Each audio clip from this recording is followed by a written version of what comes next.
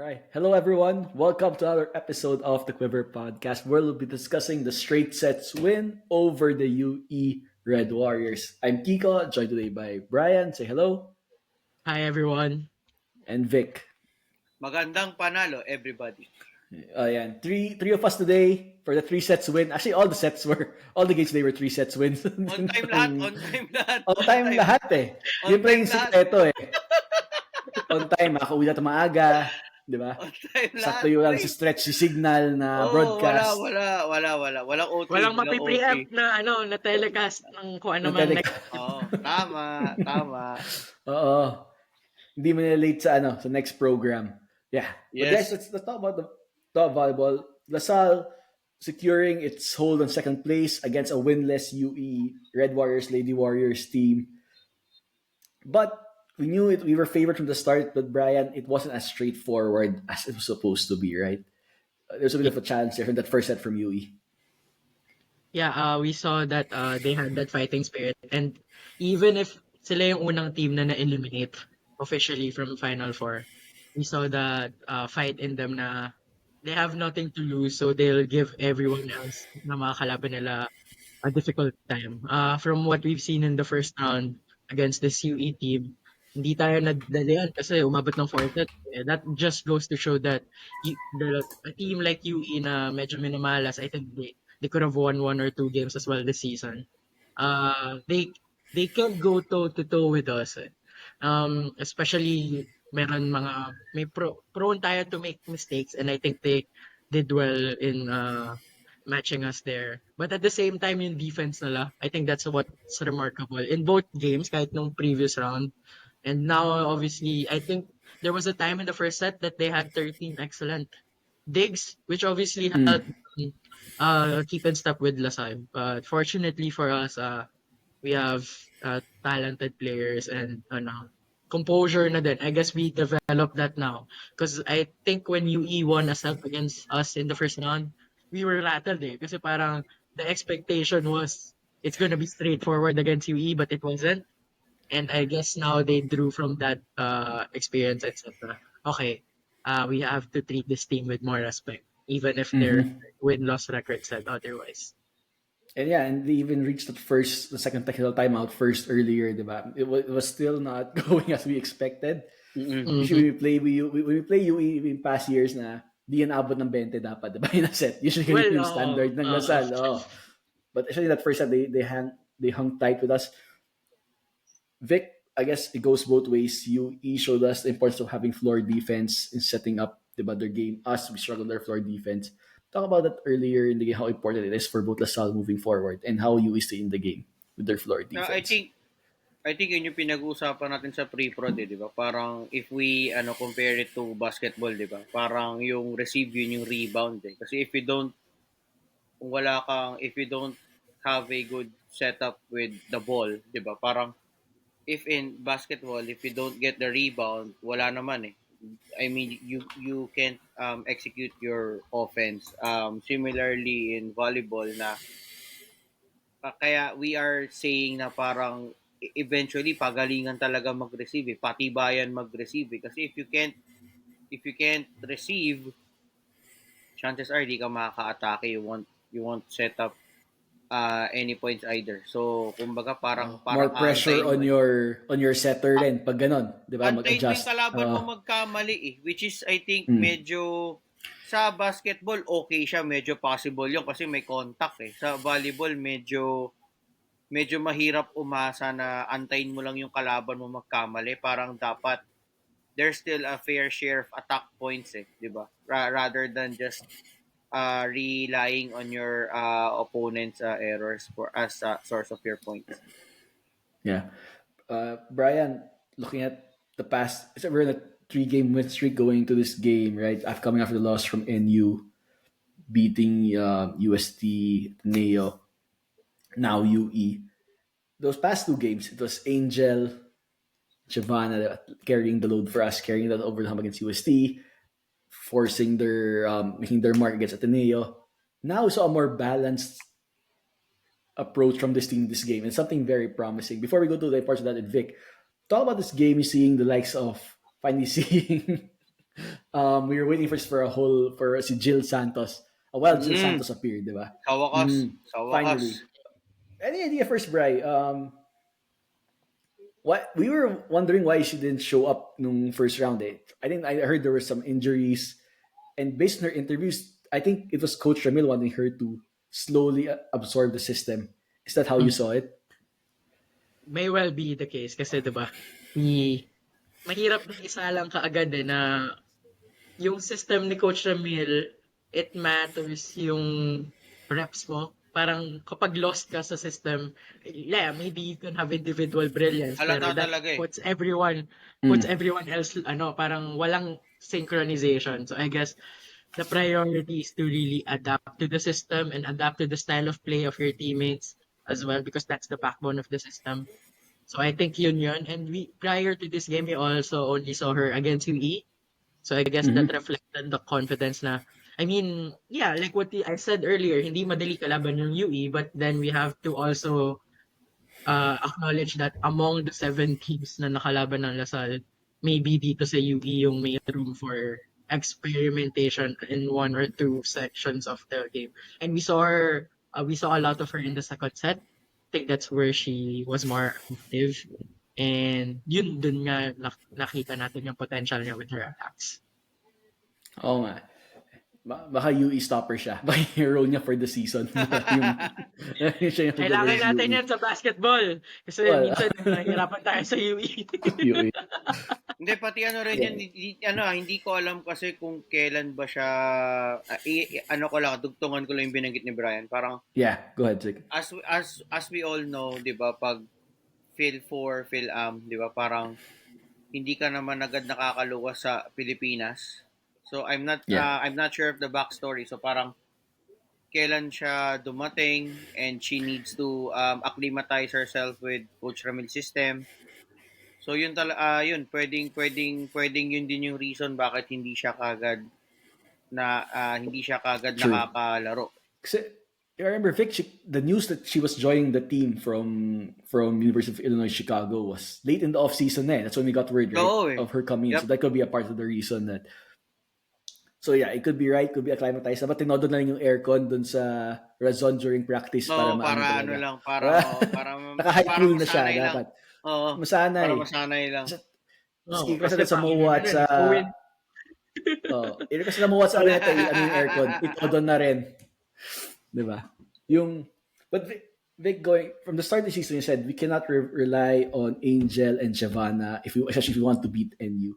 Oo How naman. happy were you with the balanced approach that the team showed earlier? Is this something you'll be seeing in our future games for the second round? Sana. Kasi I still prefer na hindi tayo maging predictable.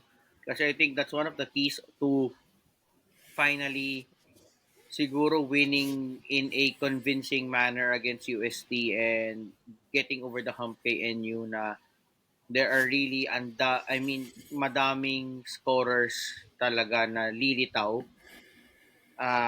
Whether it be from the hitters kay Aliyah, kay Jill, and then the middles at kay Lilay and kay Amy. So the more people that can really yung pwedeng puntahan ni Nicole, it will really be better. Kaya happy ako kanina sa pinakita ni Jill na, sabi ko sana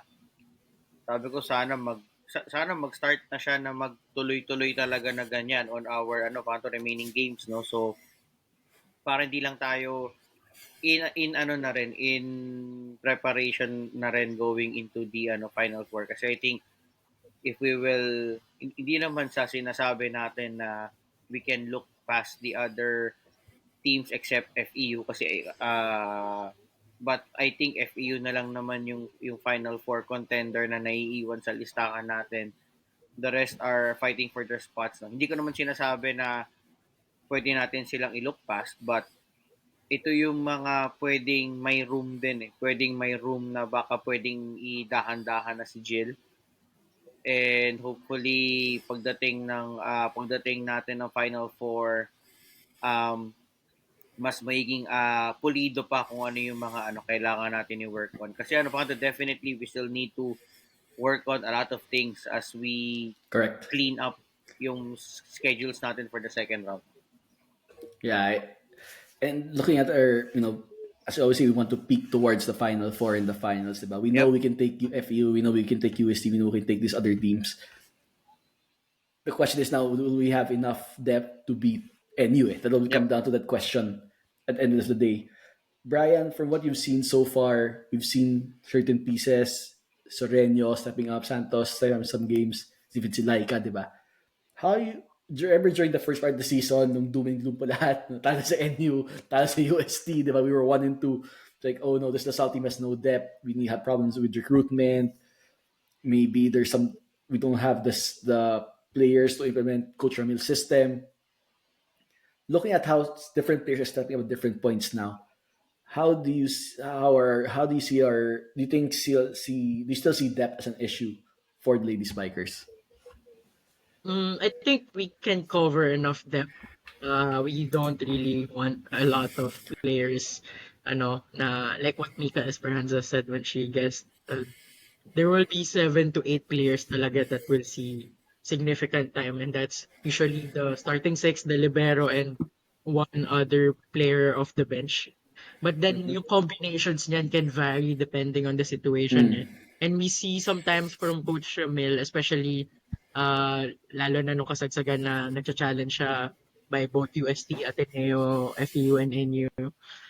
We see him adjust na tipong pag may pinasok siyang one or two players, like what we see sometimes kapag nagsaswitch siya kay Jules at saka kay BBG, may intention naman eh. So I think if we see the players like si Shane Raterta, si Jill Santos, even si Jess Ordiales is also seeing playing time, not just in this game but even the other games.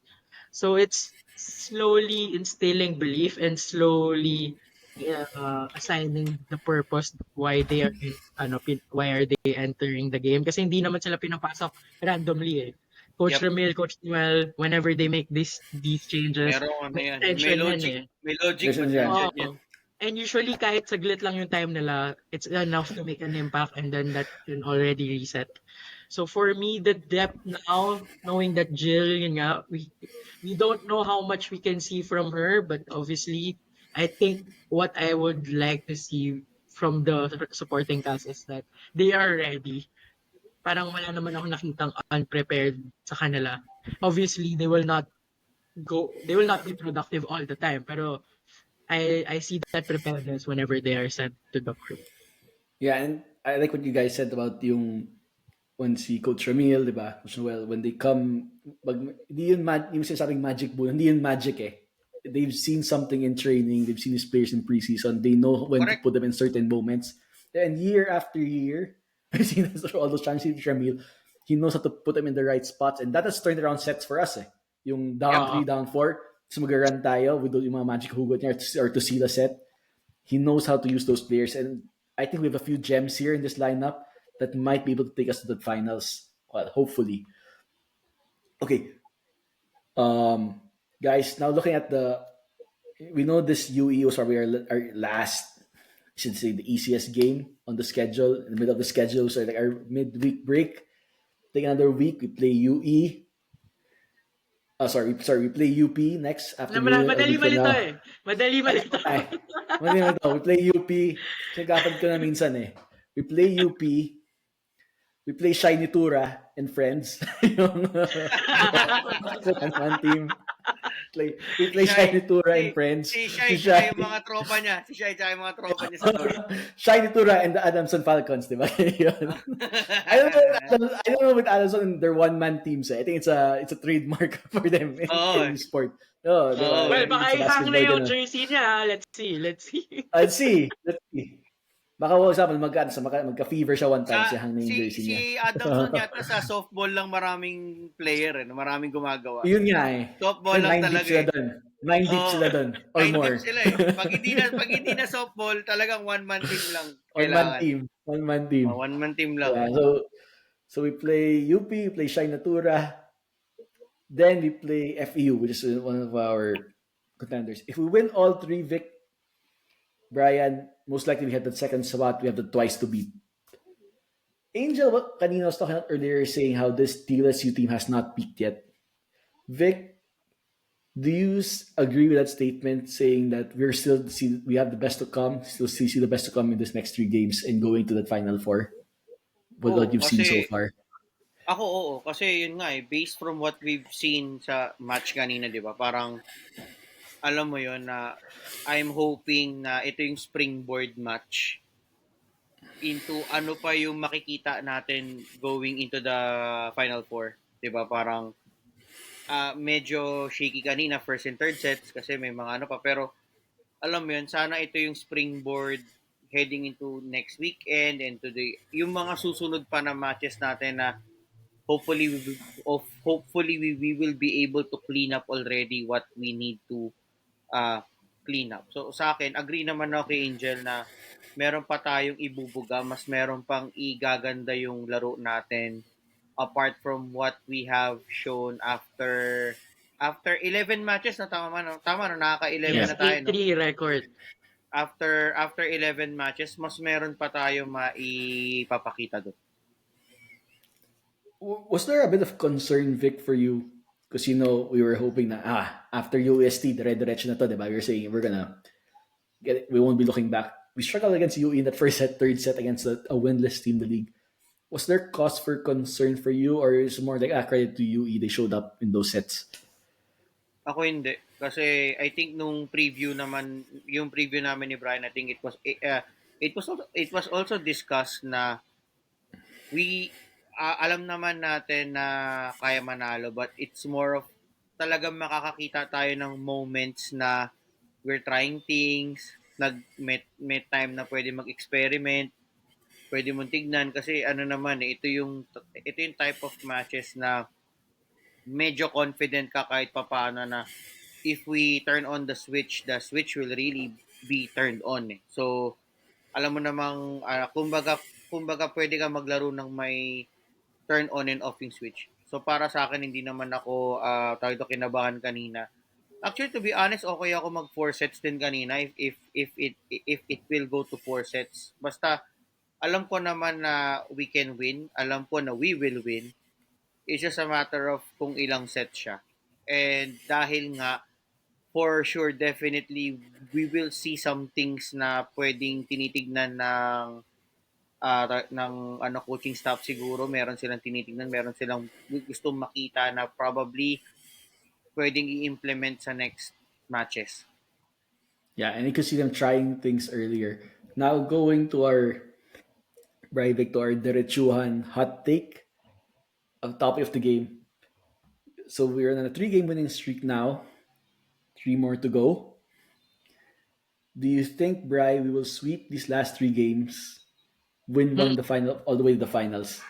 Yeah, naalala ko yung take ko. Naalala ko yung take ko kay Chucks. Sinabi ko nga nun 3-0 lahat before FEU. May temptation for me to say na 3-0 lahat, including FEU. But yun nga, it's not imperative to do that. Kasi I think, well, by the time we have this episode up, maybe we already have an idea kung nanalo ba UP against FEU. Because I think that can cause a bit of traffic below us in the standings. Correct. But obviously, that's gonna affect how our game's going to be against UP. I want to pick up from what Vic said na the 3 sets, how we navigated this UEU game. Kasi I think most LaSalle fans, if not all, expected naman nanalo naman LaSalle sa UE. But it's a good sign that how we dealt with the UE team shows maturity and yun nga, composure. And if they have that, can really win those 3 games naman. And yun nga, maybe they can put a bit more convincing element to how they beat UP and Adamson. Kasi FEU din actually. Like siguro yun ang titignan ng teams ngayon eh. You really have to be better than how you were in the first round. So Correct. it's not saying na dapat 4 sets, magiging 3 sets na lang. Pwedeng 4 sets pa din yun. Pwedeng yung umabot din ng 5 sets. Pero siguro how they close it out, how they show up, yun siguro yung magiging benchmark. And that's where we will be keeping an eye on. For me, ganun. But if you just ask me results, yeah, I'm confident. Pwede ko pa nga sabihin 3-0 yan. Tatlong laro. So for your Derechuhan Blue Fire hot take. You think we'll drop another set for the rest of the second round? Baka sa Final Four na yan, if ever. Because obviously, Final Four is a different. But I think I will put my head on the line. 9 straight sets coming up. But syempre, that's not like what I said when I said it in the UST episode. Parang sinabi ko, those 9 sets will not be easy. But I think we will always show poise and composure to clinch those sets. Yeah. Aim for the stars and you hit the moon, diba? Kung 4 sets pero panalo lahat, why not? I'll take that. Okay na din naman. Oo naman. Standard nila yan. I mean, diba? Standard Baka mamadali yung team eh. Baka may lakad sila. Important sa atin is we get the win. Yun naman yung important sa atin. Yeah. How about you, Vic? For our Dear True and Blue Fire hot take, do you think we'll be dropping another set for the second round? Tingin ko kaya na yan. Tingin ko kaya natin. Tingin ko kaya natin mag-perfect game. 27 outs. 27 outs. 9-0. 9-0, 27 outs. 9 innings, 27 outs. Kung tayo balikan ng mga volleyball fans na yung jinx, patay tayo dito. That's Gio, so at least Wala akong pakialam dyan. Basta, hindi kasi, ano naman talaga eh. It's really possible with UP, Adamson, and FEU in the horizon. If we play it right, tingin ko naman kaya naman talaga natin eh. Yeah. Diba?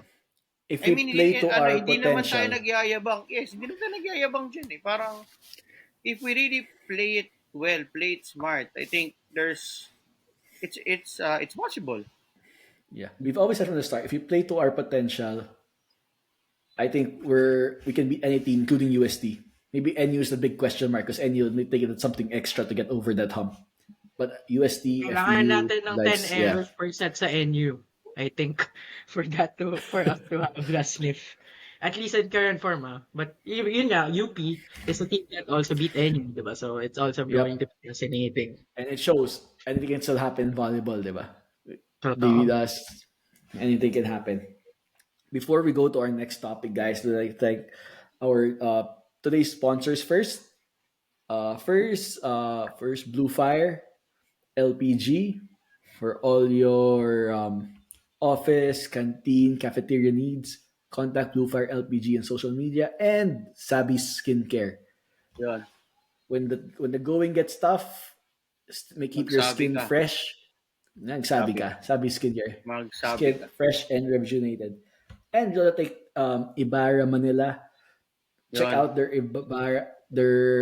Trofeo White Watch available at DSAA office. My dad was telling me the story na meron siyang batchmate na Ibarra. He heard it on the show. Pumunta siya ng DSAA office para bilhin yung yung watch. So you guys do the same thing. Kasi Ibarra rin pangalan niya. Say, uy, ako to. Oo. Ako to. Suit mo yung relos. Ako to. Suit ko to. Maganda rin naman siya. Ang ganda ng Ibarra. Maganda naman talaga yan. Maganda yan. And of course, next week we'll be finally announcing the winner of our Ibarra Trofeo Green Watch raffle. So watch out. Watch out for the next episode. Yeah. Ganda ng episode na to. Mag-hire kami ng barker ng karera sa Santa Ana at San Lazaro. Ayan. May babayaran kaming barker para yun ang mag-play-by-play. 30 minutes duration, have the wala kay ano pa to? Mas mahaba pa to sa Kentucky Derby kaya yung kukunin nating announcer medyo medyo batak kasi grabe to. Thoroughbred na karera. Kung under tayo sa budget for next week, barker na ng jeep kukunin natin Barker ng jeep. Pwede na yan. I'm not sure kung may guest na I'm not sure kung may guest na ibang audience natin yon. Pero may barker sa jeep. Kaya po, shaman yan. Maluwag pa. Lalarga na. Maluwag pa, pero puno na.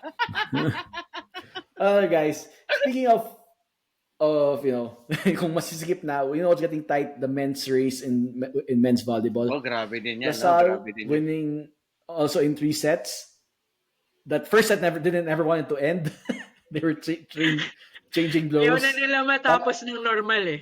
Gusto Parang nila parang laro ni Alex Iale nung isang araw nung isang linggo. lagi may Ganun namin. lagi may ano. Ayaw Tie break. matapos eh. May tie break eh. Ayaw matapos. Puro tie break. So, that men's team like, putting a better hold on that fort. I think they're a team to watch in the second round. Eh, looking at the field, what do you say, Brian, performance of the men's team so far in the second round? I think aside from the emergence of Noel Campton, it's always gonna be there. Hindi na mawawala yan. I think many teams that face Lasal Matik yan, nilista na yan eh. But I like that we are not living and dying off him. We are getting enough support. We saw that in supporting the cast. game ni Vince Maglino na naging second person. But now, in the UE game, Maglino was a bit more quiet because hindi naman dahil sa wala siya masyadong ginawa, but he didn't have to exert himself kasi the likes of Ventura, Mendoza, Del Pilar, and even Adar finding ways to contribute on the offense aside from the setting. So, this team, what I'm encouraged is that they are finding their feet and then finding the chemistry. Medyo ano yun eh, mahirap in the early days kasi diba, Maglino wasn't playing and there were games na we just, no matter where, we were just living off where Noel Campton would take us. And mahirap yun as Adamson have found siya yung natura, diba? Parang pag off na si Noel, who do we go to, diba? Yep. But I think it's encouraging for me when you watch them na you see that character in them, and I think that game against Ateneo more than this game against UE, dun talaga na-test sila, and now it's a matter of being clinical again, because like in the men's teams of UP and Adamson, we have to be frank and say na Lasal, the Green Spikers are capable of beating these teams because they've already proven that. And yun nga, I think that gives them an edge in the race for the Final Four kasi I see NU, Ateneo, USD, they will still face each other. Yes. While FEU na lang. And yun nga, so we play we win all our UP, games to put ourselves a chance to maybe take that second spot or fourth playoff. We play UP, we play Adamson, then we play the top team in FEU. So we win those two games, at least for the FEU game. That puts us in a good spot. I don't think Vic we can reach a twice to beat, no? Looking at the standings. Baka it might be tough to catch up with any. We might have to rely on other results. Which is Ateneo beating them or UST beating them. Correct. Yeah, but if we get a third slot and play NU again, that's something I would take. And that won't be a bad matchup for us. Laban mo lang. Yeah. And now that we're improving, we're peaking the second round. Hopefully, we'll be there, show up come Final Four time. Okay, guys, that's it for volleyball news. Other happenings around the league or the Asia Basket is going to happen for the Hungary. I like the home and away format, guys. Sobra. That's pretty fun. Yung nakakaikot ka sa iba't ibang gym. Yeah, just so we'll continue to monitor the progress of that. We'll, as we get into the men's preseason basketball season coming, as volleyball season's going, we'll focus on the Archers, see their progress in that tournament. Also, the LaSalle Green Hills Greenies entering the Final Four. I guess one last topic for today, Vic and Bri going out there. We've seen the NCAA men's Final Four tournament style. They go to different venues, but during regular season, it's home and away. Is that something feasible, Vic, in the Philippine setting? Tingin mo? Gusto ko sana, kaya lang, I think perfect example na lang si Razon, ilan lang ang pwede manood dun. Unless you have your own designated home court, like mag-rent ka ng Rizal. Ganun. Pwede, yung Ninoy Aquino na may 4-point line. Pwede tayo doon.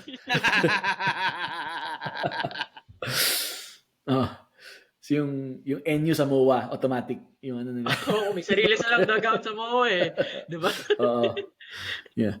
Pero sana ideally, I really wanted that sana. Pero, paano ba to? Wala hindi lahat ng schools are equipped with pero definitely NU will use MOA, most likely. Yeah. Pero yung ibang schools, I don't know. Paano Yung ka Well, it could be Adamson daw mag-accommodate sa ng... yung Adamson dun sa San Andres o kaya sa Paco Gym. Kasi malapit lang. Pwede sila. May mga ganun. Pero I would really love to see that. Kasi nung Sunday, di ba, kita naman natin, ibang klase yung energy. Ateneo really played like they really don't want to lose on their home floor. Loose. Di ba? Correct. Yung crowd din, iba din, di ba? I mean,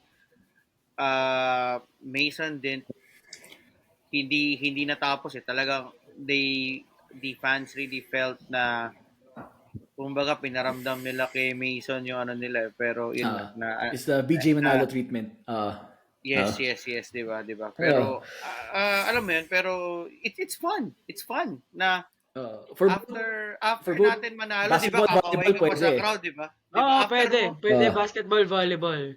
Ball can do. Well, what I'm thinking go ahead, Bri. Go ahead. Yeah. Inisip kong alternate, we can still use the typical venues, pero yung allocation. Wala ka That's it. I think that's it. Yeah, that's a solution. Let's say MOA game pa rin.